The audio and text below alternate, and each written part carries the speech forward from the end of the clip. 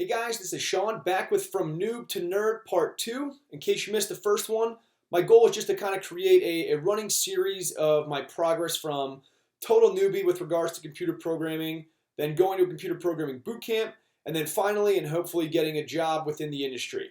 And all the steps that might fall within there. I've got 3 things I want to talk about today, so without further ado, let's just go ahead and get right into those. Alright, so first things first, I posted my first video in the Learn Programming subreddit, and somebody in a comment said like, oh great, an ad, and that's totally not what I'm trying to do. I'm sorry if it came off that way. I'm just trying to create a fun resource for somebody else maybe considering bootcamp, just to see what my experience was like and if it's something they may want to consider. So believe me when I say, if I don't like any aspect of GA, if I am not enjoying it in some regard, I'm going to say it here because I want people to see an honest opinion and an honest assessment of the whole program. Second thing I want to talk about is where I'm at with my preparation. I'm 4 weeks out from the start of the class.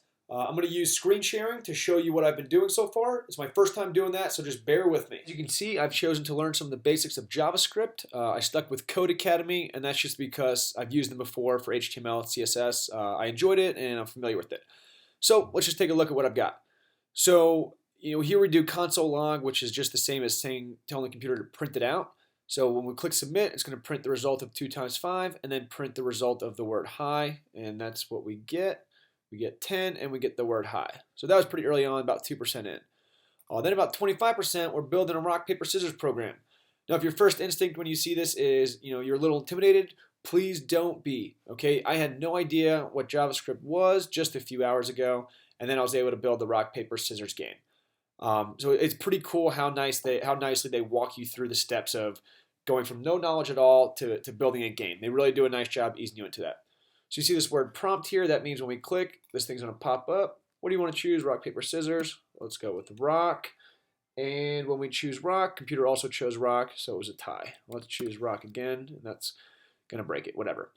So that's about 25%. And now this is just a few hours in. This is about 50% through. They got you doing some more stuff, some loops, some if statements. This one we're just trying to kill this fictitious dragon, kind of a silly game. But again, the whole idea is just get you used to the basics. And in just a few hours, I've got a nice understanding of some of the basic stuff in JavaScript. So it's a really cool resource, and there's all sorts of free ones out there. So go with it. Last thing I want to talk about tonight is just something kind of cool that I thought of while I was doing this JavaScript course. It reminded me a lot of what I was doing back in my math days. So let's take a quick look.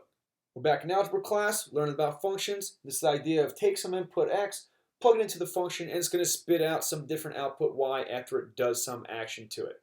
In this case, if x equals 2, we plug that into our function. 3 times 2 is 6, plus 1 gets us 7, and that's our output. So we plugged in 2, got a different output of y. That's how functions worked in math. From everything I've seen so far, it seems like functions in computer programming are going to work almost identically. Let's check that out.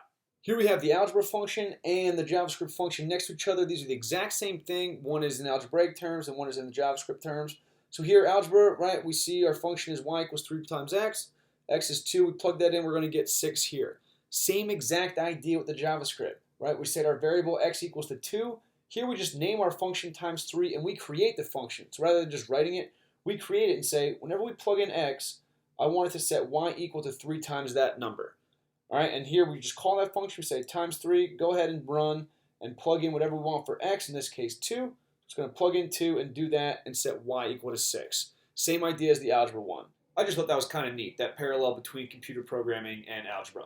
But that's all I got for today. Thanks a lot for watching. If you have any questions or comments, please let me know. I'm happy to take any feedback and answer any questions anybody might have. Thanks, and see you next time.